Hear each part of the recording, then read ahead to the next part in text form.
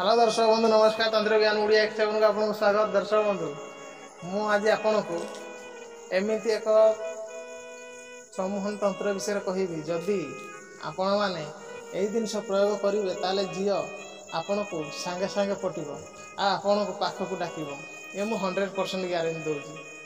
से सम्मोहन तंत्र क्रियाटी कौन दर्शक बंधु देखिए आपण कौन शनिवार कि मंगलवार दिन पेचा ददी आपन को मिल जाए ताहले आपण पेचार चक्षु दरकार।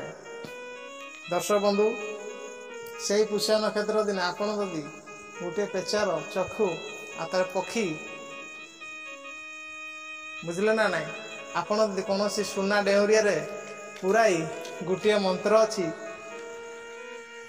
नागादिंग मंत्र जदि आपन से जिनस प्रयोग करदे से डेउरिया आपण को सम्मोहन शक्ति जात होता है। जदि आप सुना डेउरिया पिंधि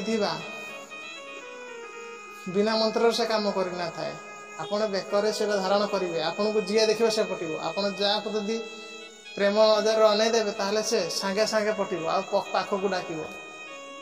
जय जगन्नाथ। आपड़ जदि मो चैनल को पूरा देखापी मो वीडियो सब देखापी चाहते मो चैनल को जातु। जय जगन्नाथ। यही विषय में काली वीडियो बनैबी।